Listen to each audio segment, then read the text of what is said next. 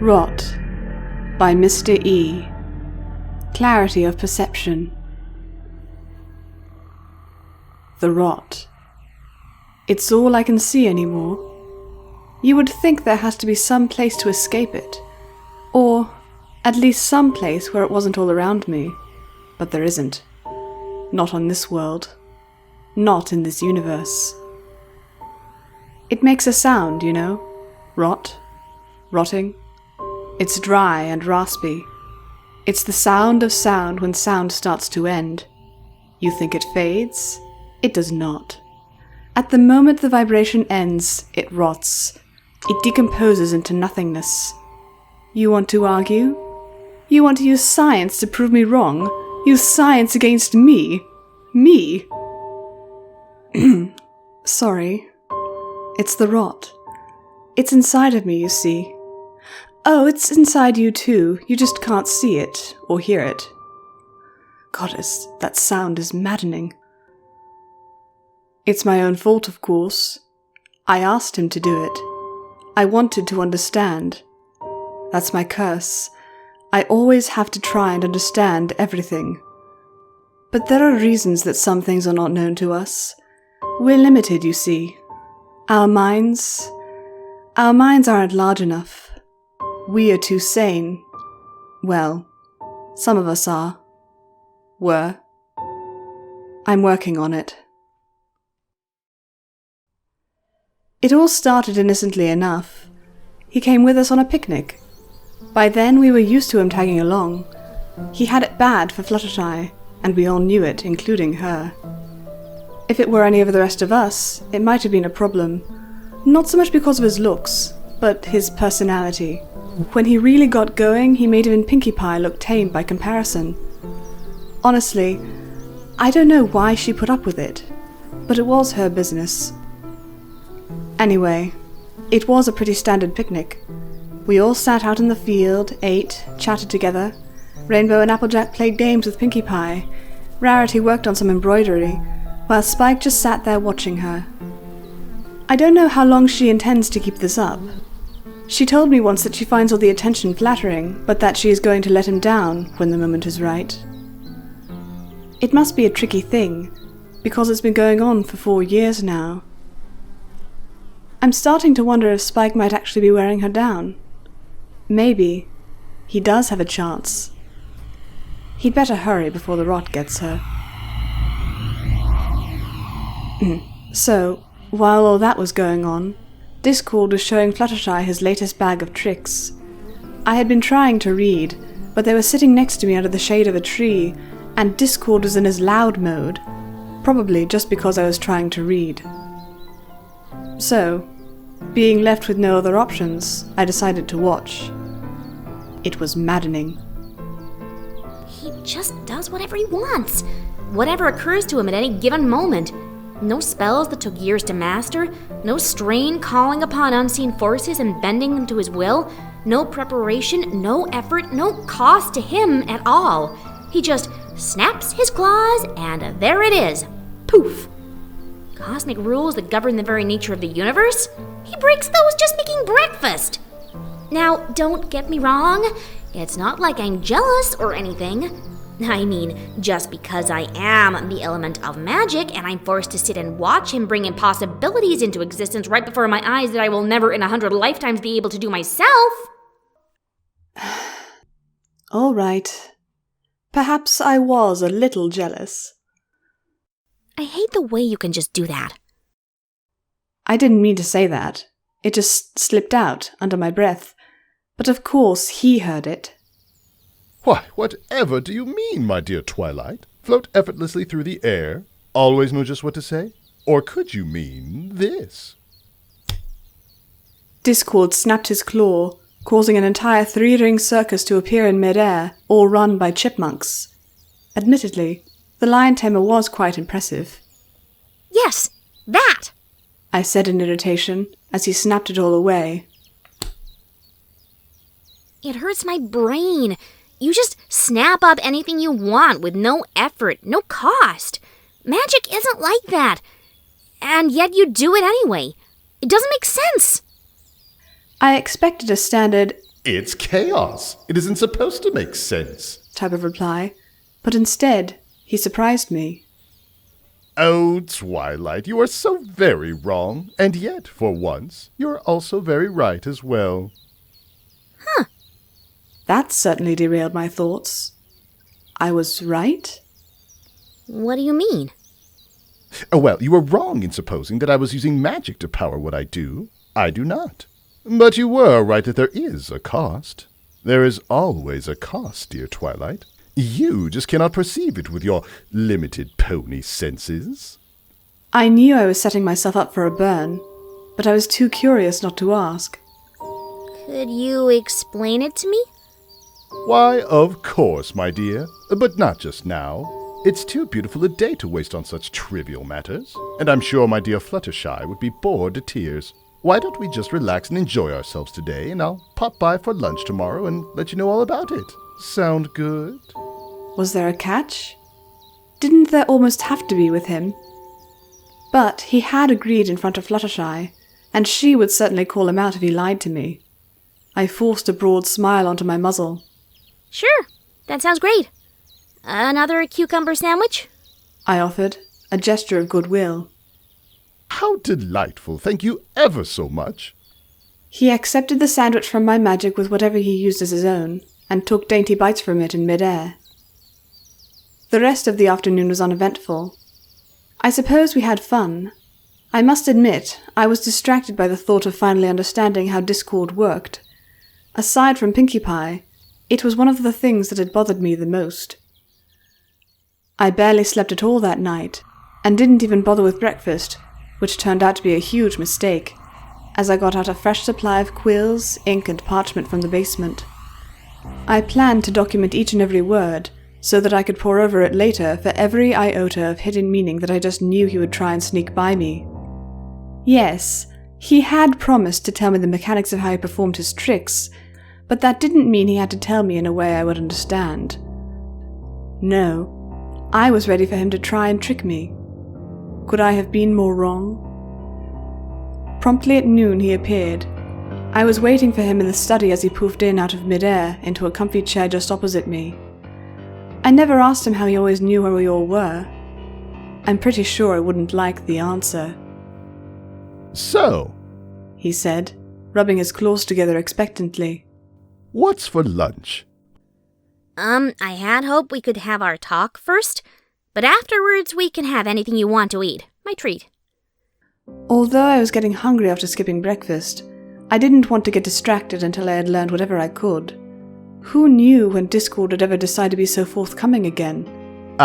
Well, as tempting as that sounds, I really do think you should eat something before we begin. It could be a while before you'll want to dine again once we finish. Our discussion will probably get a bit involved. He was stalling. I didn't know why, but that was the impression I got. Well, I wasn't going to let hunger distract me. Oh, I'm sure I'll be fine. Now then, you were going to explain to me just how you do what you do? Discord's face lost its jollity. Suddenly, he looked serious, almost sad. Were his secrets so personal to him? Was that it? Twilight, as a cosmically powerful entity, I don't consider myself bound by time and space. I can see more of the great tapestry than even Celestia or Luna. I knew that today would come. I knew we would have our little talk. But right here, right now, I'm giving you a chance to change your mind, to just forget all about it and go see about lunch. I'm saying this, Twilight, as a friend, because once you learn the information you are after, then you can never unlearn it. It will stay with you forever. He sat there, looking at me with what appeared to be complete honesty and sincerity. Ha! I knew it. He's trying to get me to let him off the hook.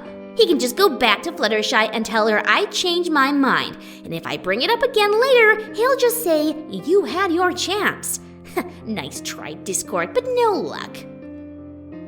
Well, I really appreciate your concern, but I just couldn't pass up the opportunity to learn more about one of my most enigmatic friends, could I? No, I suppose you couldn't. He snapped his claw, and suddenly we were, I have no idea.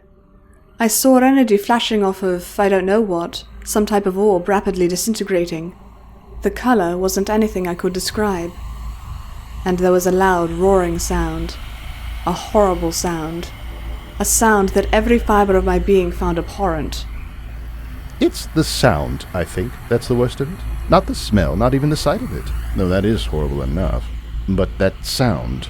Nothing should ever be able to make a sound like that, wouldn't you agree? He asked me, casually glancing my way. I nodded. It was all I could do. He couldn't hear me over this cacophony even if I screamed. How was I able to hear him then? I want you to close your eyes, Twilight.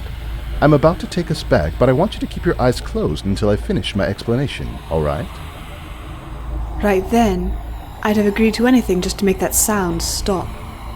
I nodded once more and squeezed my eyes tightly shut.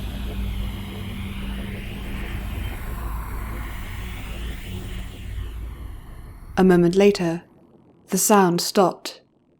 I reflexively attempted to open my eyes, but found I could not.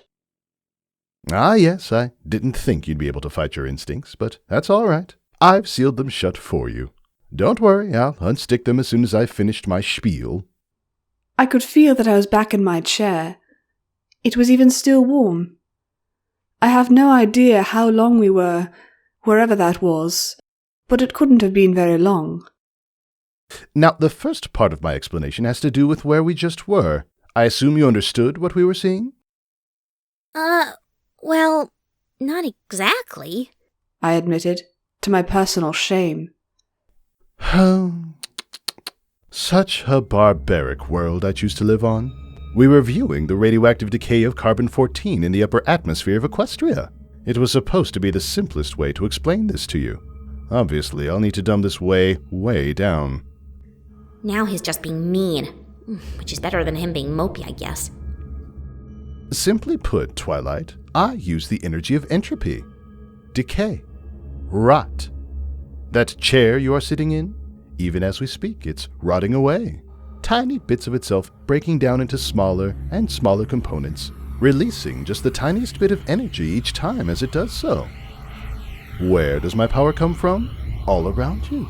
Everywhere. Everything. Every pony. The grass, the trees, the sun and the sky. Everything rots. The power of decay? So, you have some way of detecting this energy? Of controlling it? Using it? An almost infinite power source? No wonder he can do anything. Can this be taught? Can other beings learn it? You mean, can you learn it? Isn't that what you are really trying to say? His voice is over my shoulder. He knows what my reply is going to be. Yes, but not just for myself. Think of all the good I could do for Equestria. I'd use my power to help ponies, not just squander it making chocolate rain and cotton candy clouds. I'd use it for the sake of the world. Oh, that's what you do, is it? You think I'm squandering my powers? Foolish pony. I'm saving this planet every time I snap my claw. He's getting angry, but I'm not sure why. All I'd told him was the truth. Actually, I'd spared him the worst of it. Personally, I see him as some kind of all-powerful clown, just snapping his immortal life away. He could be doing so much more. He could turn Equestria into a utopia. He's worse than just a clown. He's an irresponsible god. Well, now you've gone and hurt my feelings. I know I didn't speak just now. He's reading my mind. Well, of course I am. Everyone's really. I need something to drown out that sound, but you'll have to deal with that soon enough. Now, bear with me as I finish my explanation, and then we can finally get this unpleasant business over with. Right then, so you think I am wasting my power, do you? Well, I think it's about time I educated you a little on the nature of the universe. The universe, my dear Miss Sparkle, wants you all to die. No, I'm not exaggerating, nor am I being the least bit melodramatic. There are two great forces in all of existence, constantly at odds with each other: order and chaos. You, with your science and your books, you think that order is a good thing, don't you? Pfft. Do you know what order strives for? What its endgame is? Nothingness. A vast, empty void of pure nothingness. Perfect, absolute order. And do you know what chaos wants, my dear deluded Twilight? Life. Life in all its infinite diversity. Chaos is creation. Creation with wild, joyous abandon. Chaos is thought, imagination, inventiveness. You, my dear Twilight, are more a creature of chaos than you ever were of order, as are all of your friends, especially Pinkie Pie. But for everything chaos creates, order is there to break it down. Order pulls and tugs at everything that isn't pure void, corrupting it, leeching energy from it, causing it to wither and die, causing each little molecule to separate back into its orderly little components, smaller and smaller, until nothing remains. Ah, but that's where I come in.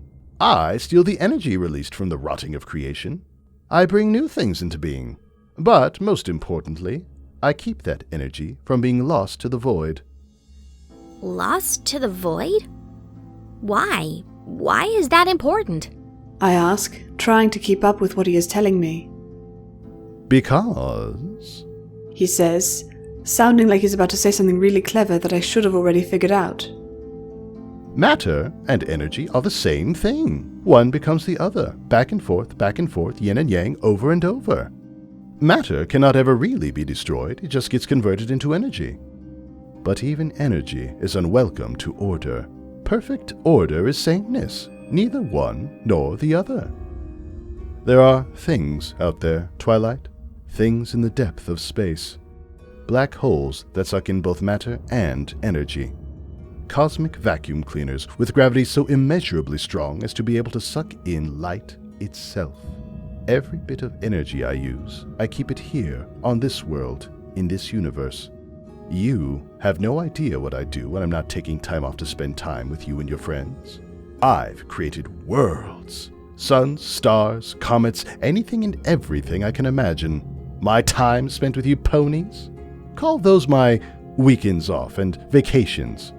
Trust me, my dear, my work week is spent fighting to keep the universe from falling into blackest order. And all without so much as a single thank you. But if all that is true, then why don't you ever say anything about it? Why do you pretend to be this insane mad pony randomly trolling all of Equestria? Ah, well, you see, Twilight, that's the thing. I'm not pretending. Has the room suddenly gotten colder? Why am I suddenly shaking? Oh, those are merely your new perceptions, my dear. He says, right next to my ear. Your body is reacting to the menacing aura I'm currently projecting. No worries, though, just a test. Just making sure that everything is functioning properly. These kinds of things are very tricky. It's not an easy thing to fine-tune another being's perceptions. What do you mean? What have you done? I say, still shaking, and beginning to feel the slightest twinge of panic. What have I done? Why, I've given you what you wanted. You wanted to be able to perceive the energy I was talking about. You hoped that I would give you the means to control it like I do. And so I have. Once you open your eyes, you'll understand everything. As for controlling it, well, that will take both time and effort. But since you are immortal, like Celestia and Luna, I'm sure you'll get the hang of it eventually. And with that, my work here is done. Don't worry about lunch. I'll take a rain check until the next time you feel hungry. And don't worry about seeing me out. Get it? Seeing? Oh, well, never mind. Enjoy your newfound knowledge, Twilight. I hope for your sake it was worth it. I hear a snap, and suddenly my body stops shaking. He must have left. I can feel my eyelids come unstuck. I can open them once again. I do so. That was a mistake.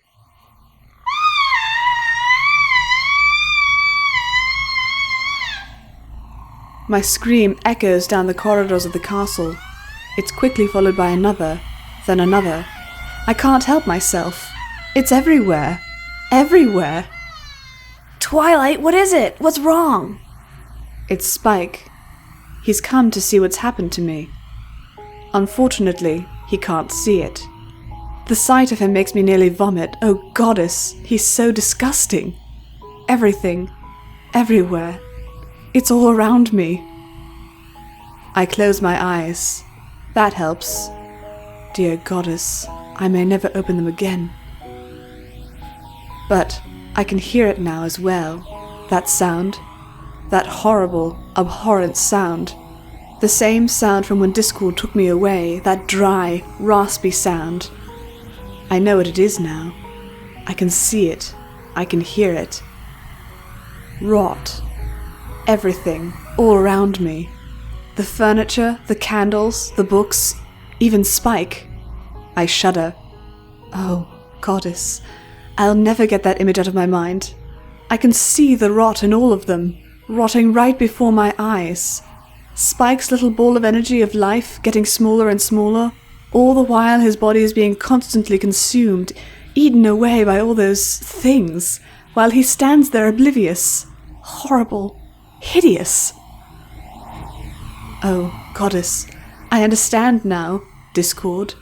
He isn't acting like a fool. He isn't pretending to be crazy at all. An immortal like himself, having to see this every single day, hear this whispering every single minute? Of course he's insane. Any being would be. And he even gave me a chance to change my mind. He cared about me. About all of us. We were all so wrong about him. Twilight! Twilight, tell me what to do! Should I send a letter to the princess? Go get Starlight Glimmer? Twilight, you have to answer me! Oh, Spike. Even the sounds from your voice rot away. It makes no sense. Sounds can't rot. But that's what my perceptions are telling me. Is that real? Or did Discord make a mistake? He said tuning my perceptions would be tricky. I'm okay, Spike. Discord just showed me something unexpected is all. I just need a little time to come to terms with it. Send a letter to Celestia. Tell her I need to see her as fast as she can get here. And call Starlight Glimmer. Have her come inside, but don't let any pony else in. Not until I've talked to Starlight and Celestia first. Of course, Twilight. I'll take care of it right now.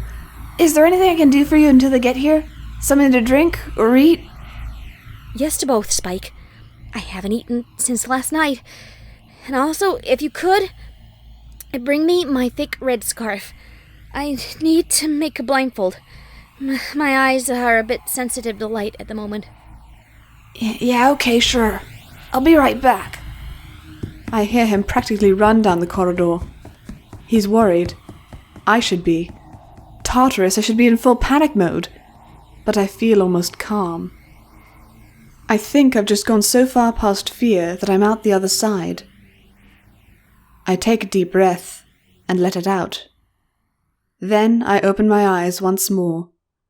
I clench my teeth together to keep from screaming again. I thought I was ready for it this time. I wasn't.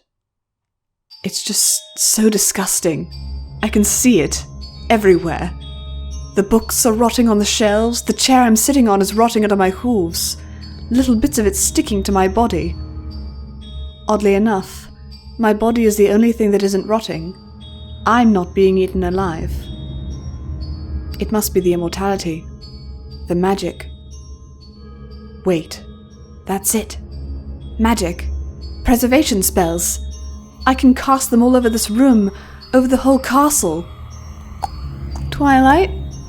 Spike told me you needed to see me. Starlight trots quickly into the room. I turn as she speaks. I look right at her. I wail, clapping my eyes shut. Twilight, what's wrong? She says, coming over and holding me by the shoulders. She's touching me. Oh, goddess, she's touching me! I shove her away violently, wiping my hooves on the arms of the chair. Please, Starlight, just don't get near me. We need to talk. But just please don't touch me. I don't understand, but all right. Please, tell me what's going on. I spend the next few minutes explaining what has happened. Like me, she's keenly interested in Discord's abilities. That is, until I begin to explain what I can see and hear now. I see. And am I really so disgusting to look at? She asks, with hurt in her voice. No, Starlight. It isn't you that's abhorrent. It's what I see happening to you. The skin on your face peeling away. Your hair. The spiders. All the little creatures crawling all over you, eating every little bit of dead flesh, and they in turn dying and rotting away all over your body every single second. That's enough! I understand, I get it. Let's just not talk about it, okay? Fine by me. I don't even want to think about it. Agreed. So, what are we gonna do about it? As far as my condition, I don't think there is anything we can do about it. Or at least that was what Discord said. He told me that if I chose this, there was no way I could ever undo it. He even gave me a chance to change my mind. You can't possibly be considering letting him off the hook. He didn't tell you what you'd be in for before he did this. There's no way you would ever agree to this knowing what would happen. Well, that's not exactly true. You can't be serious. To get a chance to learn to do what Discord does?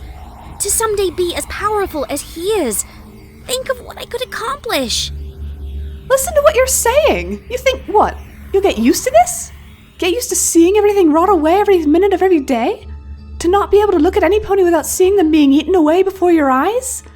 You're saying you'll get used to seeing that? No. Yes? I don't know. Discord does it. He's acclimated. I offer lamely. Discord is insane. He's totally, completely insane. And now we know why. Is that what you want your future to be?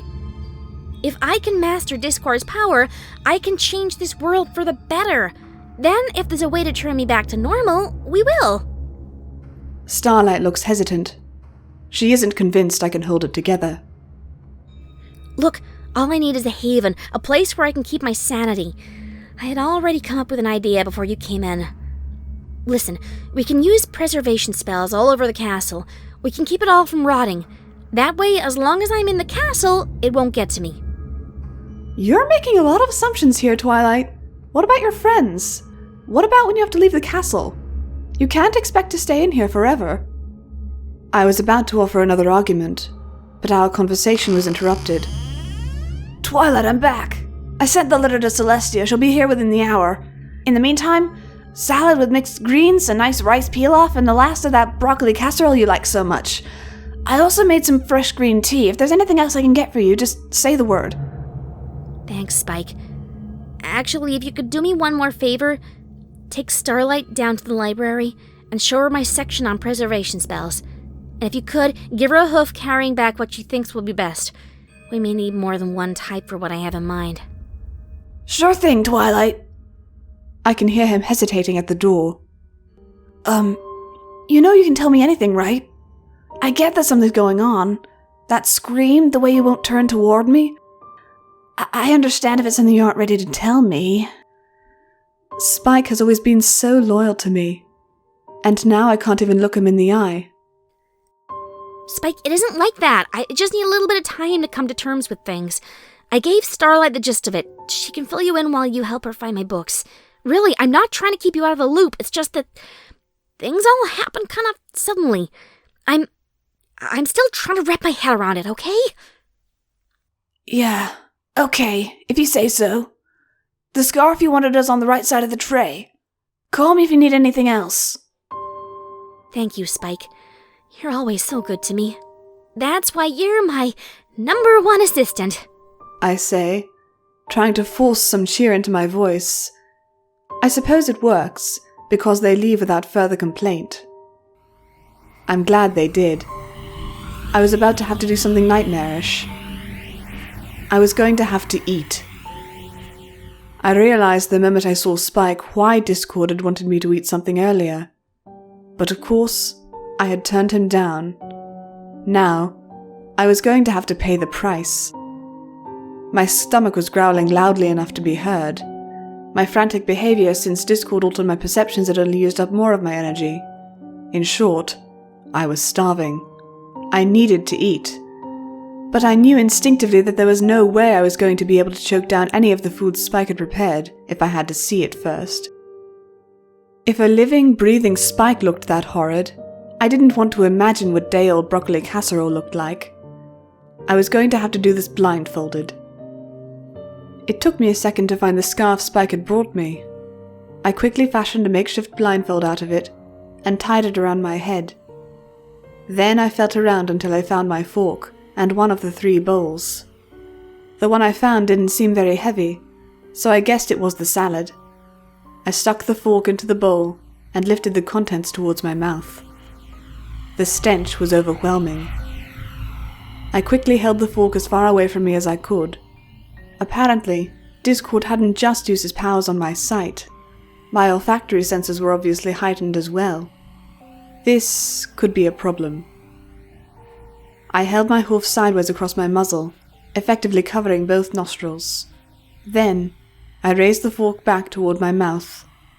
I could still faintly smell the rot, but I quickly shoved the first bite into my mouth. I more than half expected that my taste buds were altered as well, but fortunately they were still the same. I tasted salad. Very good salad. My mouth completely contradicted what my nose had been telling me. Oh, thank goddess, I mumbled around the mouthful of greens.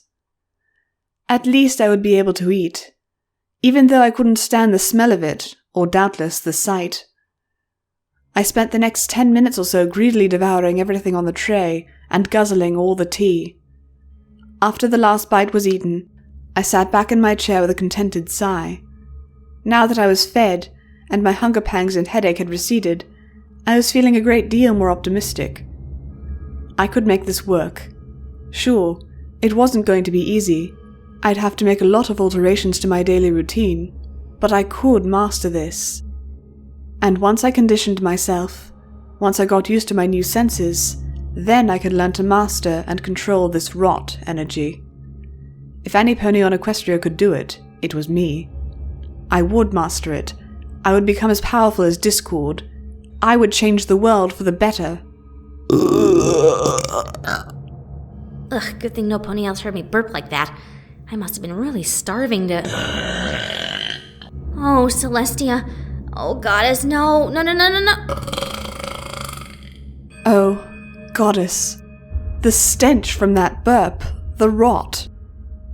Oh, goddess. The rot was inside me. And of course that made me puke, and of course the smell from that made me puke more and...